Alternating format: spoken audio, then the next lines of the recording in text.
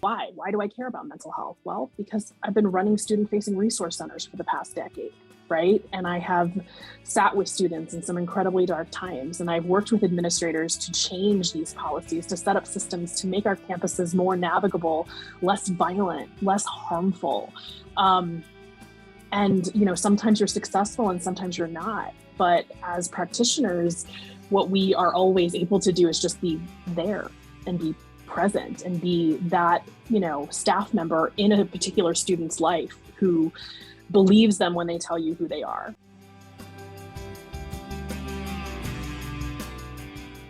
Welcome to Student Affairs Now, the online learning community for student affairs educators. I am your host, Heather Shea. Today, we are learning about a recent collaboration between the Jed Foundation and the Consortium of Higher Education LGBT Resource Center professionals, resulting in a groundbreaking report and resource guide for high school, college, and university administrators to better support the mental health of the LGBTQIA2S+ students in their schools or on their campuses. The report is called the Proud and Thriving Report and Framework, supporting the mental health of LGBTQ+ high school, college, and university students. I am thrilled to have three individuals who helped create the report here today to share this important work on our podcast. Student Affairs Now is the premier podcast and learning community for thousands of us who work in, alongside, or adjacent to the field of higher education and student affairs. We hope you'll find these conversations make a contribution to the field and are restorative to the profession. We release new episodes every week on Wednesdays. Find us at studentaffairsnow.com, on YouTube, or anywhere you listen to podcasts. Today's episode is sponsored by Colorado State University Online, which is now offering a fully online Master of Science degree in Student Affairs. This program will help you gain the professional competencies, knowledge, and experience to succeed as a higher education administrator. You will earn the same master's degree and learn from the same faculty as CSU's on-campus students. Learn more at online.colostate.edu. As I mentioned, I'm your host, Heather Shea. My pronouns are she, her, and hers, and I am broadcasting from East Lansing, Michigan, on the campus of Michigan State University, where I serve as the Director of Women's Student Services and Interim Director of the Gender and Sexuality Campus Center. I am also an affiliate faculty member in the MSU Student Affairs Administration Master's Program. Michigan State University, my home campus, occupies the ancestral, traditional, and contemporary lands of the Anishinaabe, Three Fires Confederacy of Ojibwe, Ottawa, and Potawatomi peoples. The university resides on land ceded in the 1819 Treaty of Saginaw. Thank you so much to the three of you for joining me today on the podcast. I am thrilled to be able to talk about this important report and share this with our audience. Can we begin by each of you telling us a little bit about your pathway into the work that you do, and maybe a bit about how you got involved with this project? And I'm going to start with you, Jessie. Great. Hi, Heather. I'm really excited to be here with you. It's fun to find little ways we can still connect. So hi, folks. My name is Jessie Beal. I use they, them pronouns. I'm currently the Associate Director for the Spectrum Center at the University of Michigan. We are currently celebrating our 50th anniversary, which is a very big deal. We are the first LGBTQIA2S+ center in the country. My previous role was as the Director of the Gender and Sexuality Campus Center at Michigan State University. Which is where I know Heather from. But I am here in my role as the external coordinator for the Consortium of Higher Education LGBT Resource Professionals. The Consortium has long been my professional home, doing work on campuses to support LGBTQIA2S+ populations. So I think I'll stop there and kick it over to my friend Chris. Welcome, Chris. Thanks. Hi, everybody. I'm Chris Woods. I use he, him, his pronouns. I serve currently as the director of the NYU LGBTQ+ Center, which is one of a number of hubs within the Office of Global Inclusion, Diversity, and Strategic Innovation, which is the university's primary area of focus on global inclusion, diversity, equity, belonging, and access.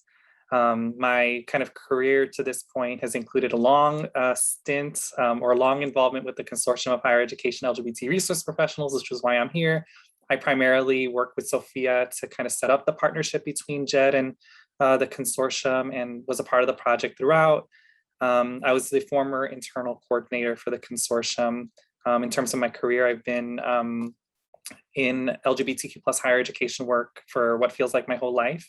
From being an undergraduate student worker at the NYU LGBTQ plus center to having my first full-time job be here at the same center, to now being the director. I've worked at jobs in between, but it's been really special to be at a center and see its kind of evolution in my tenure. And we're actually celebrating our 25th. So also another momentous time, not nearly as long as 50, but I'm really glad to be here. And thank you for having me. Thank you so much for being here. Sophia, welcome.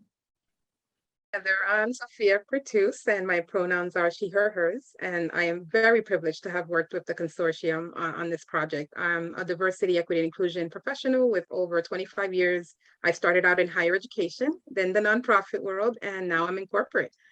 So while working on the Proud and Thriving project, I served as the Chief Diversity and Inclusion Officer and Senior Advisor at the Jed Foundation, a nonprofit that protects the emotional health and prevents suicide for young people, which we'll share more.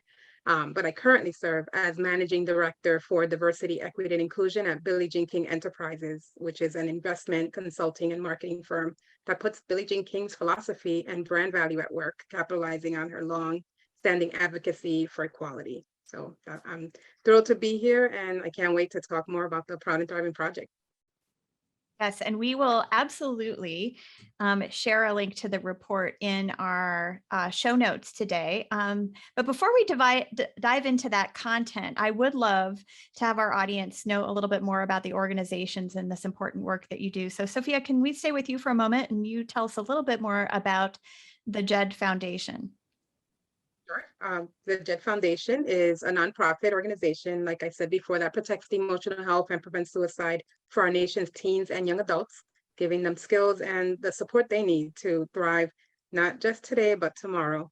And we do that by partnering with high schools, colleges to strengthen their mental health, substance misuse, and suicide prevention programs and systems. Many of you might be familiar with the Jed Campus program or Jed Fundamentals, the newest program supporting higher education institutions, or you might have heard us on other new program, high school, Jed High School. So we work closely with administrators, educators, and counselors to really think about how to best support and create comprehensive systems where any student can go to anyone to really be supported in their mental health struggles. So. Right. One of the things that we asked, and that this is not on our question list, but what does Jed stand for? And it's not an acronym, correct? No, Jed is actually the son of the founders, Jed Foundation, who died by suicide when he was a college student. So the parents did create the organization to be supportive of higher education and just to find out more about what can colleges do to strengthen their systems and really not let anyone fall through the cracks. Great. Thank you so much for sharing that. And I should say Donna and Phil Foundation. It's like, I know their names are right at the top of mine, but Donna and Phil Foundation are the founders, and they're very involved in the organization and wanted to make sure that no one suffered like they did as parents, to really know that colleges are looking out for their young people. Great. Jessie, tell us a little bit about the consortium. Sure. So the Consortium of Higher Education LGBT Resource Professionals is a members-based organization that is committed, dedicated to serving and supporting all LGBTQA plus members, everybody at a university, but basically we serve and support folks who are doing LGBTQA plus inclusion work on campuses, right? And so we are actually a nonprofit, and we are a volunteer-run organization. We do a lot around membership engagement. We do a lot around education and professional development. One of, I think, the most important things we do is we provide social and community support spaces for folks who are working on campuses. So we often are the helpers, right? We're the folks who are supporting LGBTQIA2S plus students, faculty, and staff as they navigate campus. And that can be tremendously hard, especially as many of our offices are offices of one, right? And so we are there for each other. And I think for me, that is the most rewarding part of the consortium, is knowing that you are never fully alone in the work, because there are people across the country who are invested in the liberation of LGBTQA plus people as well. Chris, you have been a member of the consortium, as we say in the South, since God was a child. It's true, not entirely, but anything you want to add that I may have left behind? Not much. I mean, it's also been a major professional home. Jesse and I have known each other a really long time. Yes. But yeah, it's been my professional home in many ways since I was an undergrad student, being mentored by amazing folks doing the work across the country. I think another thing that we do as an organization that I'm really proud of is guiding documents like the one that we partnered with Jed on, that outline a number of best practices for practice, policy, inclusive systems and things like that. So that's another area of, I think, pride for the consortium of mine. Yeah, it's a great organization. Yeah. I totally agree, Chris. Thank you so much for adding that. Great. Yes, I feel like both of your organizations are alive and well at MSU. And so thank you for all the work that you're doing to support both my work as well as the work of other administrators at MSU too. So talk a little bit about how this collaboration came to be between the two organizations. Sofia, talk a little bit about who supported this work, who contributed, and maybe a bit about how you gathered data. So it's a whole long list of things. So I'll let you start. Okay, no problem. So 3 years ago, I came to Jed, and one of the first projects that I worked on was the Equity and Mental Health Framework, which the Jed Foundation had worked on with the State Fund, and that was geared towards supporting the mental health of students of color on college campuses. So I remember so many schools found it really helpful to have some actionable advice and recommendations, but I felt like we're still missing the LGBTQ plus student population, and looking at, we know that there's intersectional identities, but I thought that there should be a dedicated set of recommendations and research done. So we started even internally. It was great to have the support of our CEO, John McPhee, and he's like, let's go ahead and see who you can get and gather to start the conversation. And there were internal folks at the Jed Foundation who just were really supportive. And one of the first people that I reached out to was Dr. Marion Greathouse, who at the time was at the Tyler Clementi Center, and had worked on a white paper where there was data that was put together for the first time from all types of higher education. We collect a lot of data in higher ed, but sometimes synthesizing it and pulling it together is the key. And then the next part is the action. So she was involved early on. Hofstra University professor, Dr. Genevieve Weber, was also very supportive. She works with Sue Rankin and Associates also. So we talked about how climate survey sometimes has info. So how do you, again, bring that together? And of course, we reached out to Chris Woods, who at the time was one of the coordinators at the Consortium of Higher Ed LGBT Resource Professionals. And we thought, okay, this is a group that is specifically working through things with students and being supportive. And we're hoping that this is the group that not only knows the data, knows the information, but also knows what kind of resources they need, so that when we did put together the recommendations, they can chime in. So we had a few folks there. I already mentioned Chris. You meet him today, and then Jesse Beal, Dr. Demir Woolway, Dr. Emmelinda McSpadden. There were a few folks, and we want to make sure we say everyone's names and acknowledge, because there was a lot of work and review that went into it. Another group that funded the project, and we were so excited about that about a year ago, was the Upswing Fund for Adolescent Mental Health, who provided major funding for this project. And then we had the Healthy Minds Network, over at the University of Michigan, Dr. Sarah Ketchen-Libson and Dr. Sasha Zhou, who both were looking at the data, 5 years worth of collected data from the Healthy Mind study. So we looked everywhere, and then we had conducted some of our own research. I have to acknowledge Dr. Amy Green at the Trevor Project, who helped us with the survey part of this.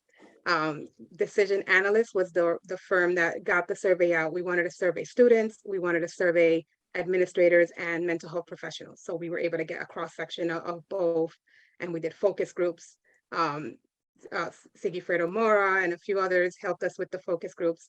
And then two last people that we'll mention as part of this project were Dr. Angela Batista. She's the CEO of the Batista Consulting Services, who helped us really keep this project together and brought her knowledge of overall higher education resources and really pulled everything together for us. And then finally, I have to acknowledge the primary author of all of our all of our publications. Dr. Maren Greyhouse started our literature reviews and worked extensively on them. We have 2 different ones. But Dr. Reese Kelly, who is the CEO and founder of Embodied Values, really brought the heart and soul to the full document and brought a lot of data analysis and synthesized it into something that is very readable, very easy to relate to, and hopefully a great resource that people can go to over and over. And it's all on the website, which I'm sure you'll post as part of this podcast. And I already mentioned the surveys, the focus groups, and then which were collected between May and June of this year. So we were able to capture some of the angst and issues from being home and being in hybrid situations and being remote, and what additional stressors that caused. So it was great. And the Healthy Mind study from the past 5 years. So that was a long answer, but it was pretty extensive and a lot of people involved. And I hope I didn't forget anybody, but it was truly a collaborative effort for sure. Wow. I am absolutely blown away. That is definitely like a who's who list. And I will also say incredibly quick turnaround to gather data in May and June and produce a document of this nature.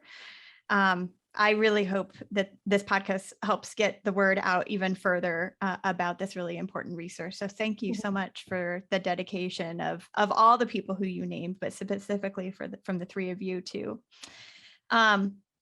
So one of the things that I, as a scholar and as a practitioner, I love seeing, resources grounded in the literature. And so, Jesse, could you talk a little bit about that process of gathering literature? Why are there 2 separate literature reviews? And then we'll get into a little bit of the background and kind of what that literature consisted of. But tell us a little bit about the 2 bodies of literature that you all drew upon.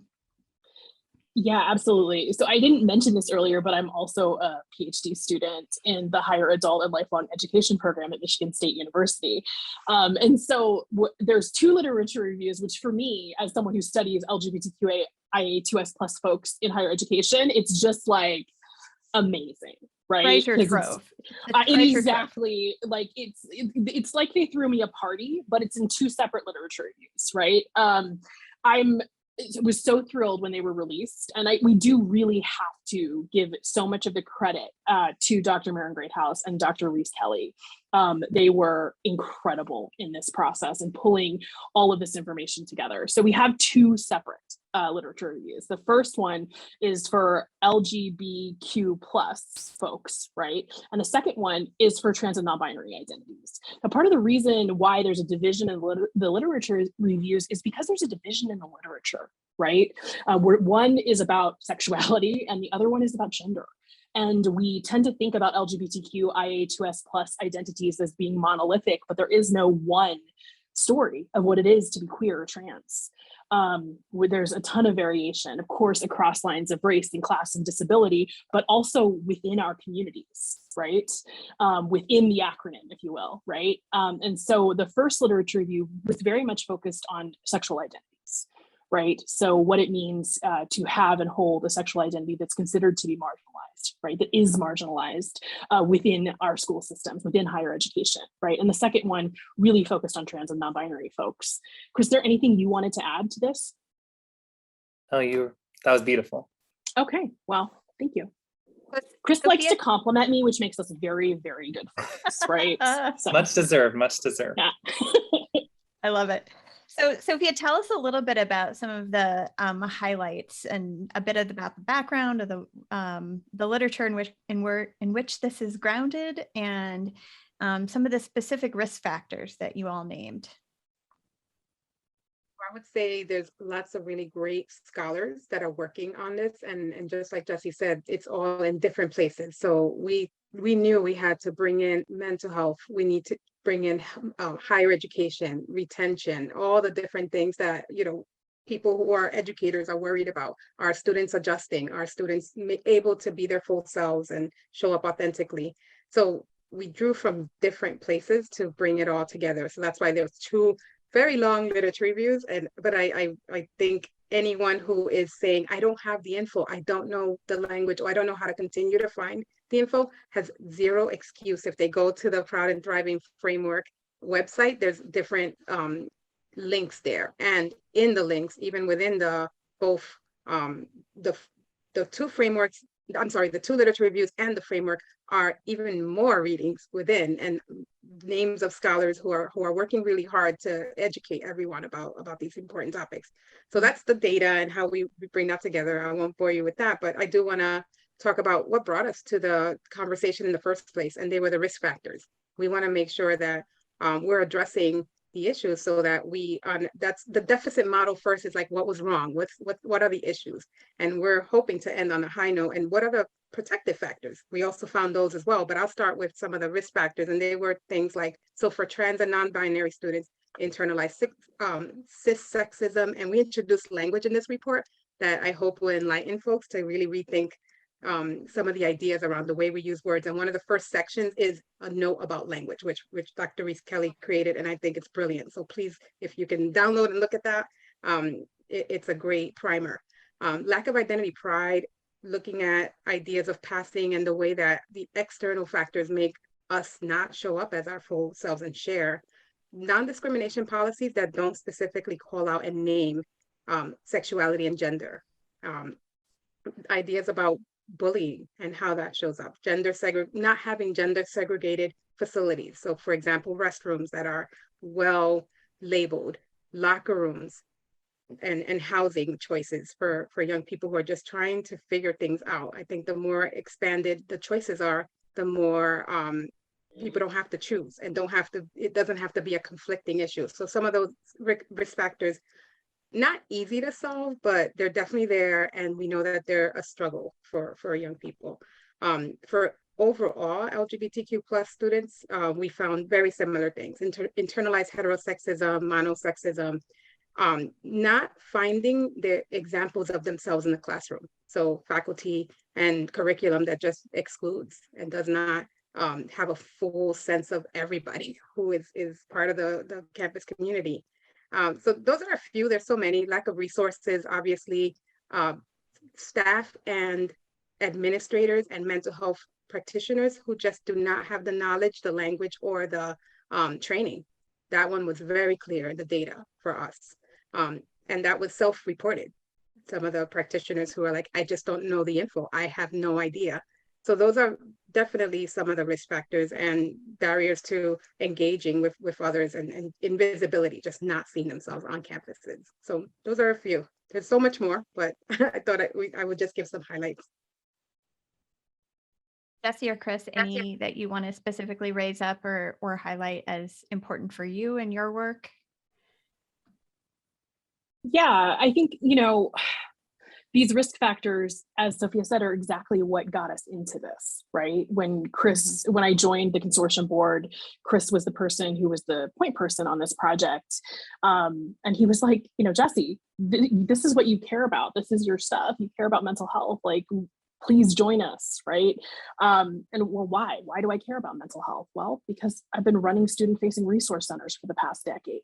Right. And I have sat with students in some incredibly dark times, and I've worked with administrators to change these policies, to set up systems to make our campuses more navigable, less violent, less harmful.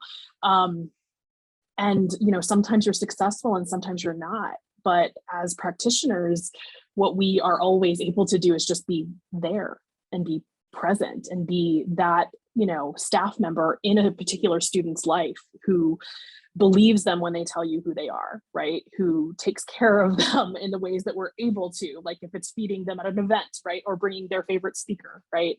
Who trusts them, who honors them, who uses the right name and pronouns for them, who tries and shows up and shows up and shows up.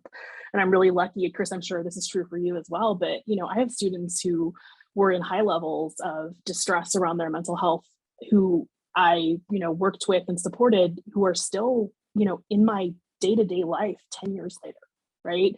That we still are close because we went through something together, and I got to be the person who moved with them through that dark, dark space, right? That hard space rather, to something else, right? So I really want to acknowledge, the work that Sofia has done in this project too, because she's right. Like, we came to this work because we sincerely want to change the state of mental health for LGBTQA plus youth and young adults. We want to see a change happen here because LGBTQ Resource Center directors and staff are doing suicide prevention work every day, and we need some help from the rest of the institution, right?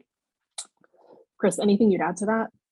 Yeah, I mean, I think what the risk factors highlight or illuminate is oftentimes I think there's a tendency, historically, there's been a tendency in mental health work to pathologize LGBTQ plus communities and people, right? We know this, or if you don't know this, you got to look that up. There's a rich and long, unfortunate history of mental health work pathologizing LGBTQ plus communities. And I think these risk factors help to illuminate the many, many ways that these risk factors are not individual.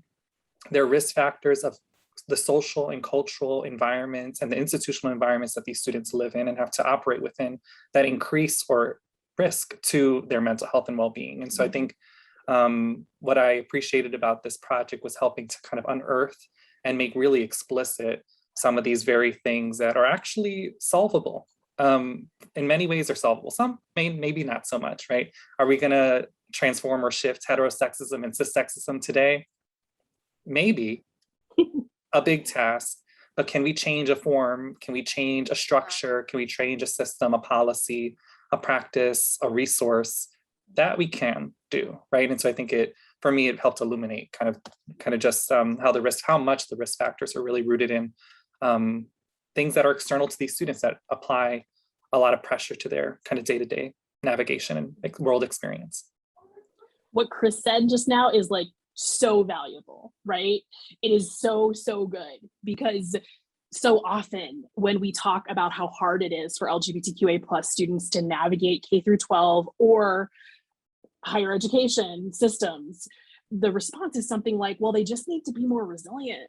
We need them to toughen up a bit.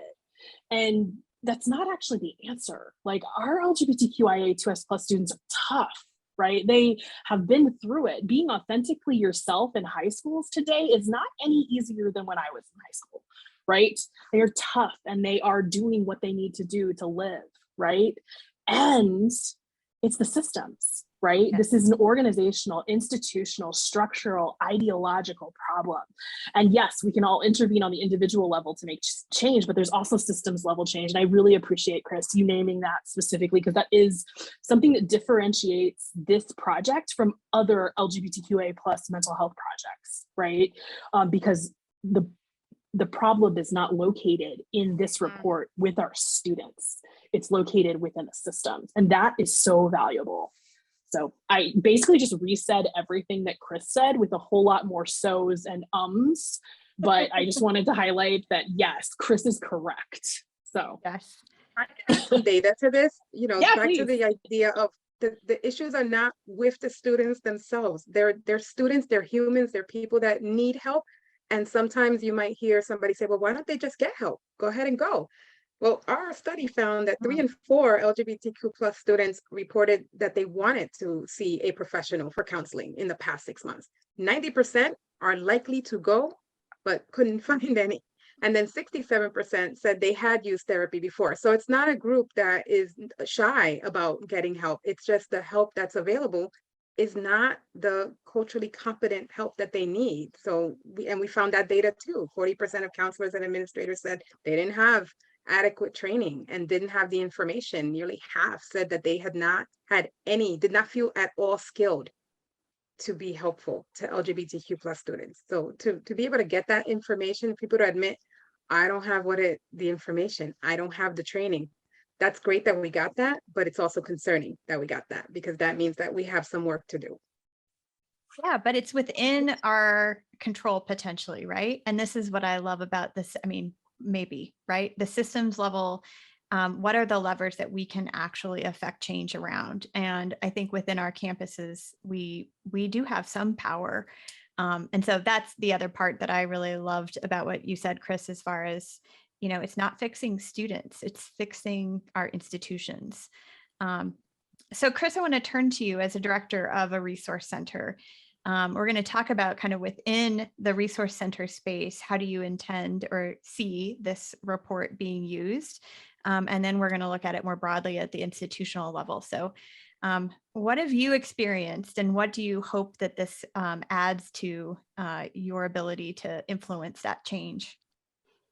Oh, Lord. Yes, I've experienced a lot in this topic. I think, Jesse, I think I appreciate you sharing about like holding space for students. I can't tell you the amount of times as a director of a center, just to sit with a student in severe distress who have tried their hardest to seek out resources and don't know where to go or who to turn to. And then when resources like these exist, and hopefully they do, and they don't exist, unfortunately, at all colleges or university campuses, but when they do, they can serve as a safety net for many students. But the job of mental health work, or even the job of really thinking about a person's holistic well-being, cannot live within a center, can't even live within counseling, right, or mental health professions.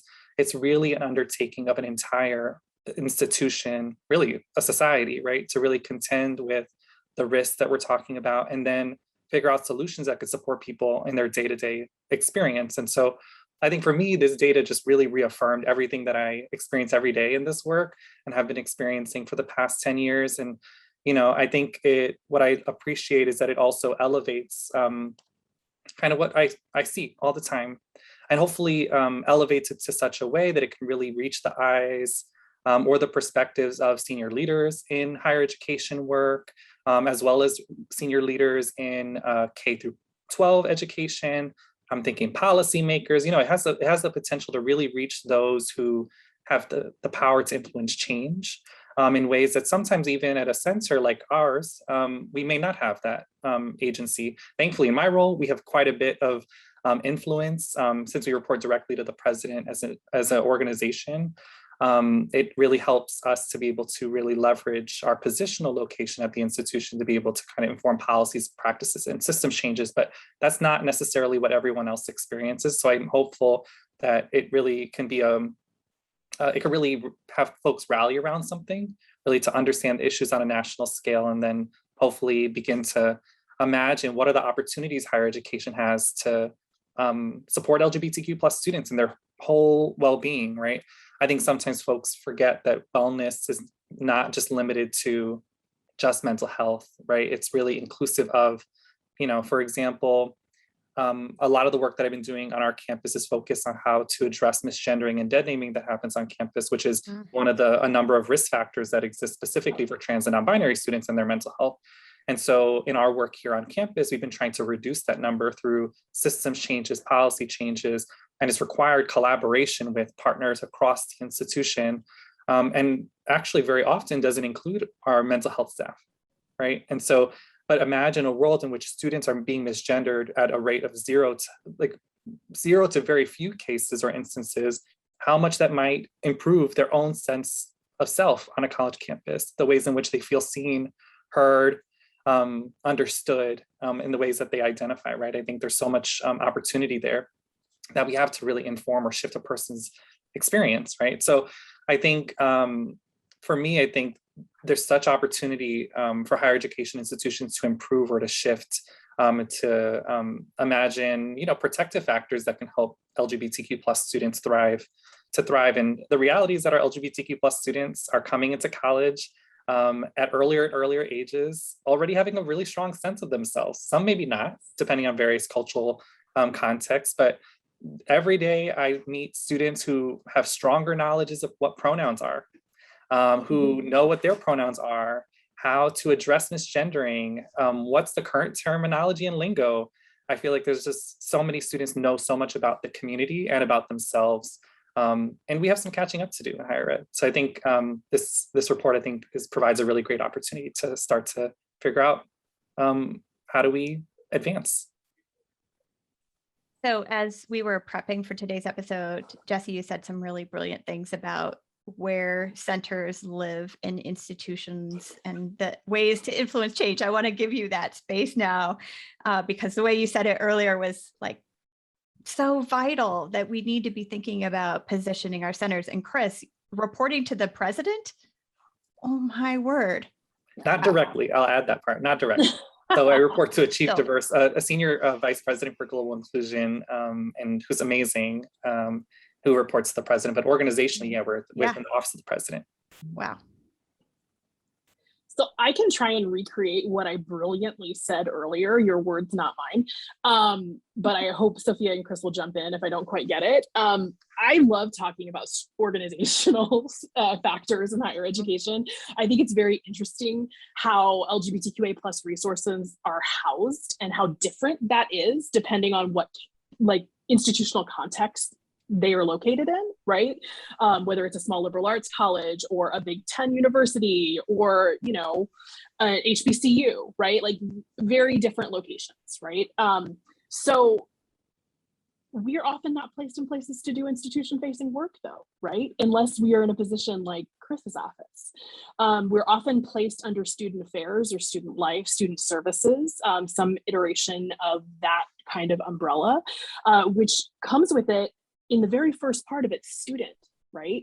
And our centers often don't just serve students, even though our mission may be explicitly to serve students, because we tend not to have an institution-facing counterpart that is doing institutional change work. We tend to be serving all people, which I found in my last role at MSU was often serving the parents of LGBTQA plus teenagers and, you know, children, right? Because they'd come to a workshop or training and be like, Jesse, my kid is trans, what do I do? And I'm like, well, I can't say you do not fall within the scope of our mission. No, that's another human. I'm going to support them, right? But we are placed in ways that don't necessarily allow for all of us to be able to do the work, right? And often our centers are 1-person, 2-person, 3-person offices, which to do all of the LGBTQA plus inclusion work is impossible, right? We are structured to fail, right? So we don't have a seat in the table, right? We're under-resourced, right? And we're not able to affect the change we need to make on behalf of the populations that we purportedly serve, right?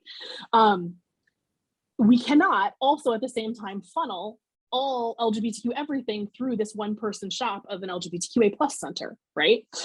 So, you know, we are in a little bit of an organizational quandary. Where do we belong? How are we most effectively positioned? Should we be under a chief diversity officer, or which is similar to what Chris has on his campus, right? Do we belong in student affairs?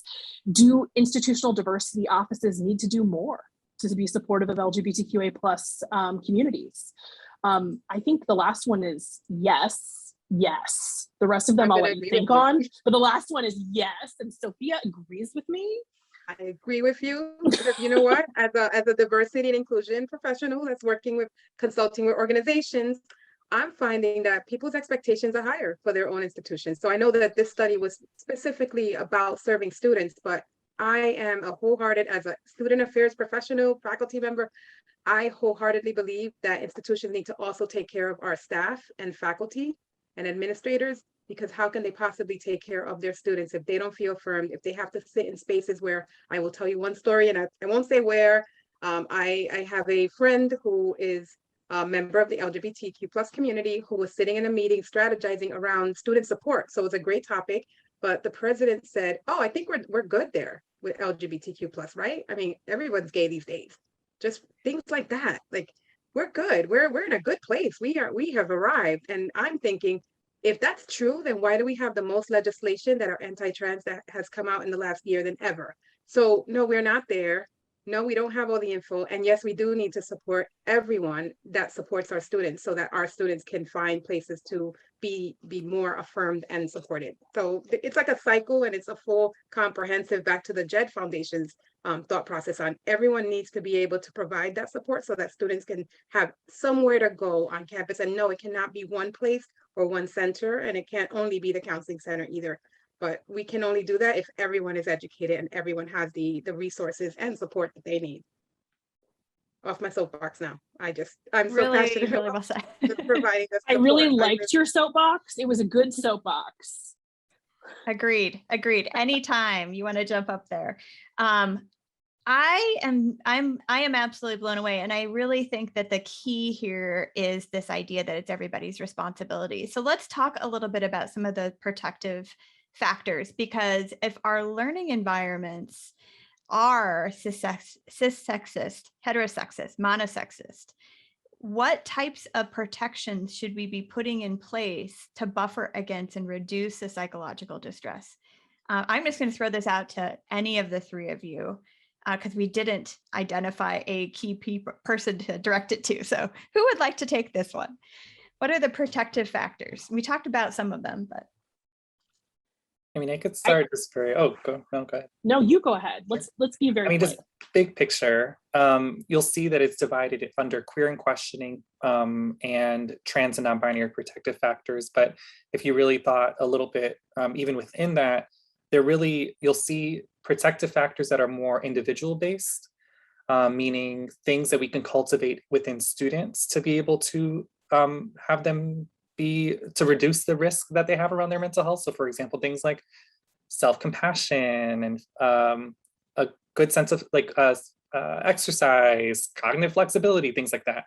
And then there's also community focused protective factors, things like having affirming environments, having affirming communities, having spaces that with people and mentors that reflect them and their identities and communities. And then there's a vast majority of the protective factors are actually institutional, right? So the kind of the asset-based version of what Sofia mentioned earlier, which are things like having gender inclusive facilities, having a policy that outlines pronouns and chosen name, what happens when people experience harassment or violence, do they have resources for that that are clearly outlined for reporting and things like that. So anyways, I think those are kind of the buckets. How I understood the report is individual, community focused, and then institutional. Chris, I love everything you just said. I only want to add two things. And the one is, one of the parts of the report that really stuck out to me was having a negative self-perception, right, as being a risk factor. And then a possible, a protective factor being developing a more positive association and more pride in your identity, right? And one of the best things about Jed and this particular project is that it took what we already know, right, as practitioners, and it gave it to us in data, right? And so we're like, yes, that's true. And I remember when I learned that as a practitioner, right? I remember when I started changing the way I talked about my identities, because my students deserved to have a practitioner with them who loved us, right?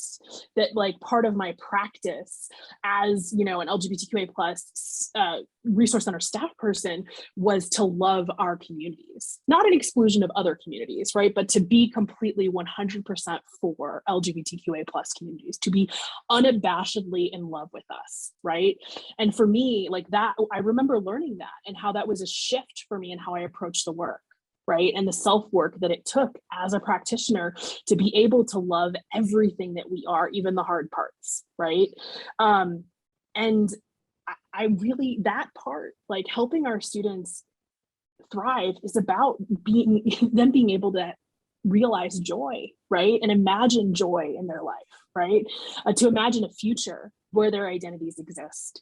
And some of that is because of the adults, and they are adults too in our case, not the K through 12 mostly, but in the students that Chris and I serve are mostly adults, right, as well, but older adults in their life who are queer and trans and non-binary and poly and pan and all of the identities in the world, and just living lives, right? And loving themselves and loving our communities as an act of justice, right? If we want to go towards Cornell West, right? Loving us in public, right?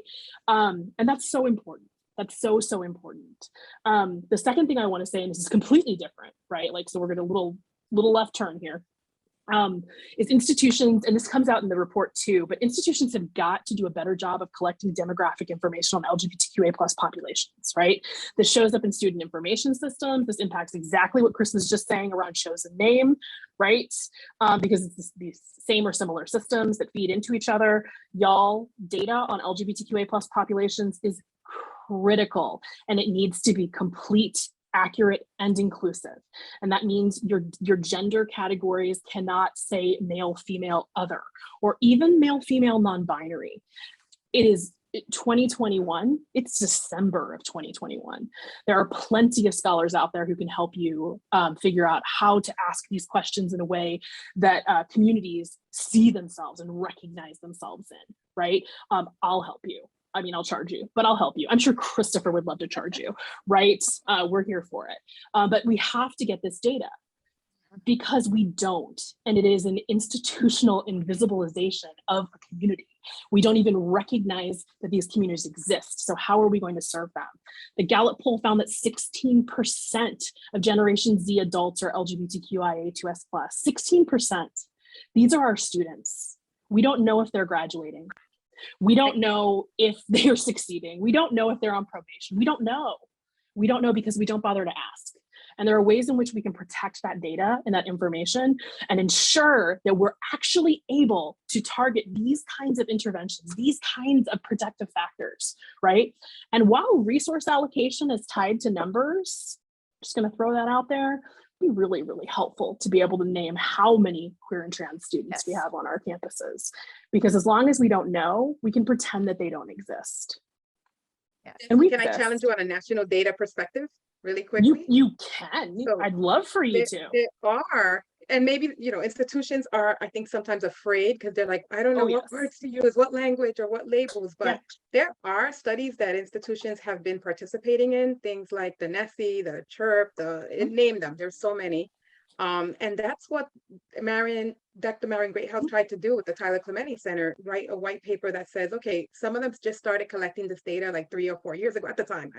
I can't tell you how many now, but some of this data does exist if you're willing to look at it. And that's a pet peeve of mine in higher ed, where we collect a lot of info, a lot of data. We even do climate surveys to really figure out what's going on.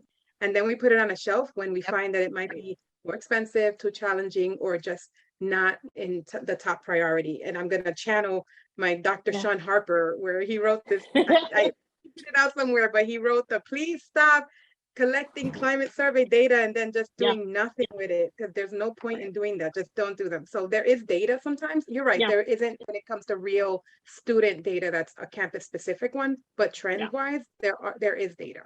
No. You are totally right. I'm specifically talking about institutional data sets, right?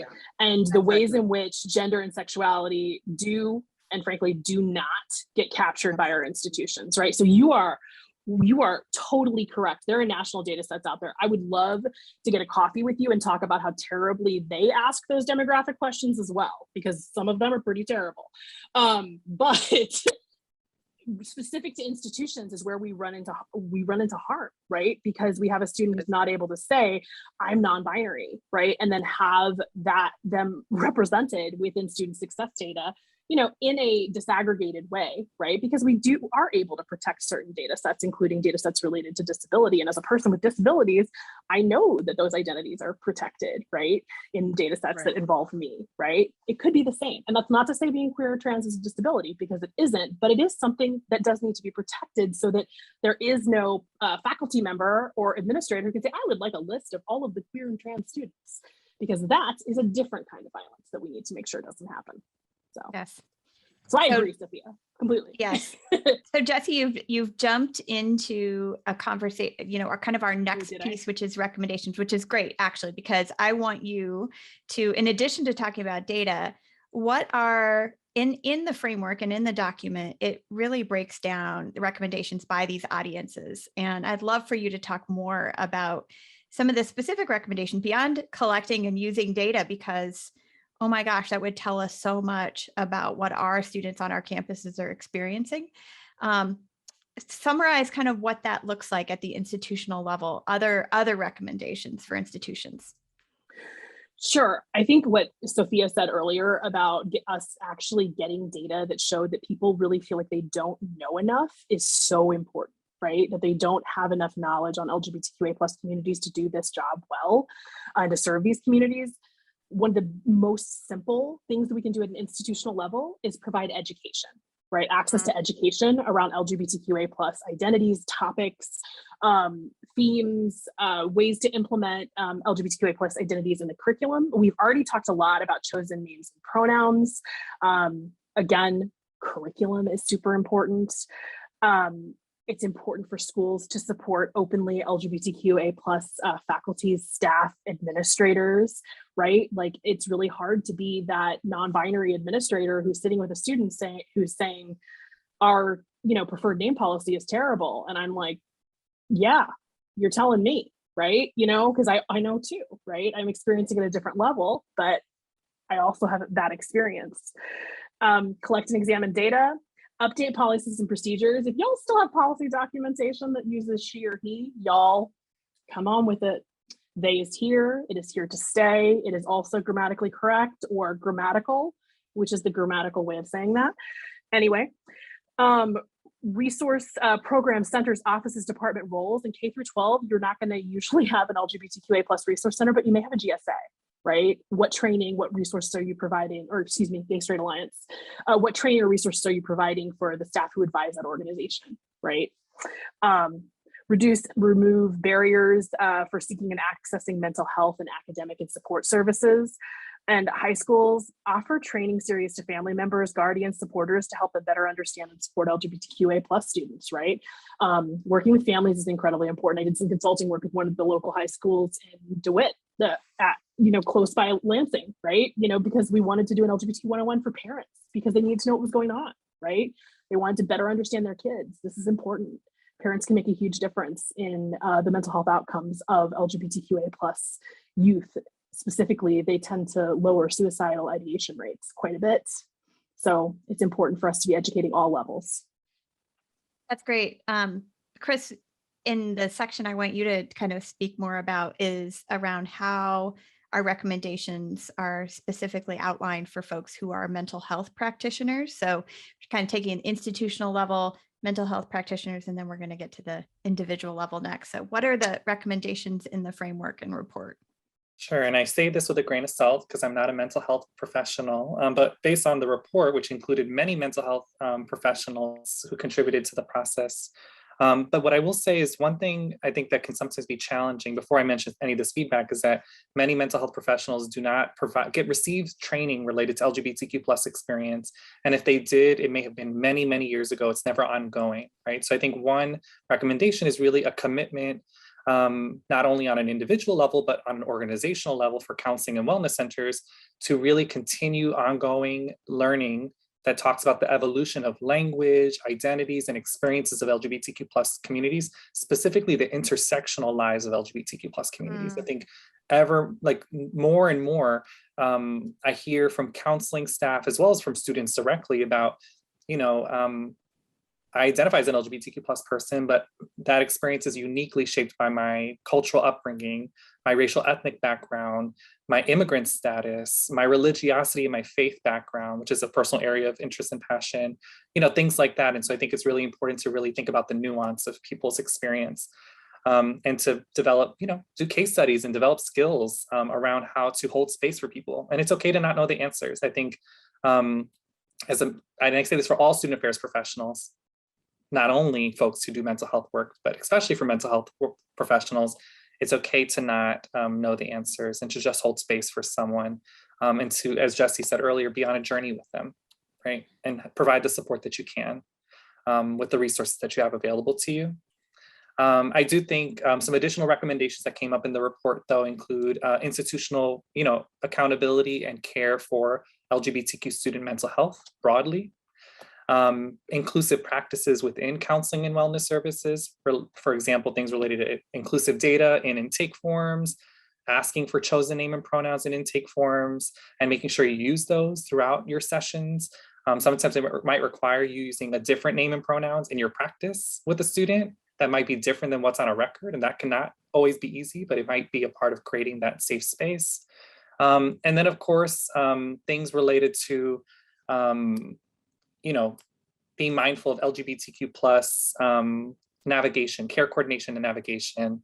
How do they access care? How do we create entry points for these students into care via other, resources on campus? Maybe access via informal, chats or things related to info sessions, outreach. So it might require some unique strategies to engage these students. Because they may be accessing services and care elsewhere that might not just yet be mental health services. Great, thank you so much for that piece and more in the report for sure.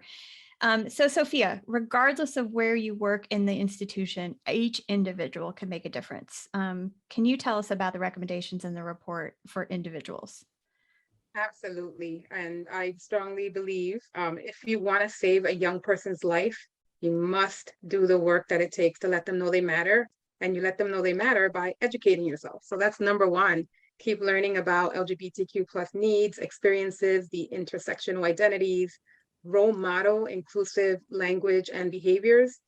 Show up at events so that you can show the presence. I always say you can't delegate presence. So showing up in whatever format that looks like is helpful. Advocate for policies, programs, resources. There are so many things happening. Again, I'm going to bring in legislation. I don't mean to be political, but I think, you know, when young people see their own identities challenged in real life, and they're afraid, that fear translates over to all the other things we talked about, the anxiety, depression, and all the other feelings. And one thing that I love about the report, I'm going to be super biased here, is that we placed links to all kinds of resources. We did not say the Jed Foundation or the Consortium were the only places. They are excellent places to get resources and connect. But there's also organizations who've been doing this for a really long time. GLSEN, GLAAD, PFLAG, the Trevor Project, Tyler Clementi Foundation. There are LGBT centers that are local in some towns that are really working hard to connect young people and families to creating affirming environments. So there's no shortage of organizations that are really trying to get this right. And when someone says, I just have no idea or I don't know, what you're really saying is, I don't want to, because there's a lot of information out there and maybe you don't know where to look. So we at least pointed you to a few different places that have glossaries. They have the way that language has changed over time. If you want to, I mean, I have a 14-year-old who can tell me anything about anything because they know how to Google it and look it up somehow. And somehow they always have a pulse of where knowledge is. And, you know, I didn't grow up with having at my fingertips easy information everywhere, but this is the best possible time because it is a lot easier to access information. So as an individual, I will take no further excuse than to say, really, do it. The only thing left is someone's thoughts and morals about how they feel or religious beliefs or any others. And I would say, put those aside to focus on the person in front of you who needs the support and who needs to live and be here and thrive. So I'll leave it there. Love, love, love. This, as you said, this report is a wealth of additional resources. So the links, I made a comment earlier about making photocopies and handing them out at a staff meeting, but then you would not have the live links. So you need to actually send the PDF around so that people can actually click and get access to all of the additional organizations that have been doing this work. So thank you for sharing all of those important recommendations. We're already out of time, probably over time. I am never short-winded on my episodes of the podcast, and people who listen to me know. So I'd love to hear final thoughts from folks. This podcast is called Student Affairs Now. What are you thinking about, pondering, questioning, troubling now, either as a result of this conversation or just in your work? Chris, I'm going to start with you. Jumping off of kind of Sofia's point is I always wonder, or I always challenge folks, and I think about this myself all the time, what's in my sphere of influence? What do I have the agency and control? I have agency, we all do. What is the agency and sphere of influence that I have to control or shift or use my power to be able to influence the kinds of change I want to see? And I think for me, when I think about this report, I think a lot about what can I do within the recommendations to be able to shift people's mental health and well-being, right? So I think that for me is a question I hope other people can ask themselves, and I'll continue to ask myself is, what's my sphere of influence? Where does it exist? And how can I leverage my power to be able to, enact change? Love it. I love it. Sophia, final thoughts from you. Since this is Student Affairs Now, I would say, since I'm not in Student Affairs proper now, I still want to give a love letter and a shout out to Student Affairs and Higher Education, because you are the beacon of hope. I know that I'm here because so many Student Affairs professionals took the time to get to know me, to affirm me as a human, and I was able to find my voice because they gave me more information or just let me know they cared. So that's what I'll leave with, that at the end of the day, you don't have to know the exact language or the words. You just need to know that, young people around you matter, and you need to let them know that. and signal those things in many different ways. Love that. Thank you. Jessie. So I'm writing a paper right now about the failure of higher education institutions to collect accurate, complete, and inclusive data on LGBTQA plus populations. And this conversation has me thinking about specifically, Dean Spade's theory of administrative violence, right? Which is a lot of what I'm using in this paper. And I'm thinking about the ways in which all of us can do what we can do within the area that we are responsible for to make our space more navigable, right? Exactly what Sofia and Chris were talking about. We all have the ability to make our space less harmful, more welcoming, less violent, more kind and loving. And I wish for all of us that we will treat the students that we work with and our colleagues with the utmost dignity and respect, as all humans are deserving of. Very well said.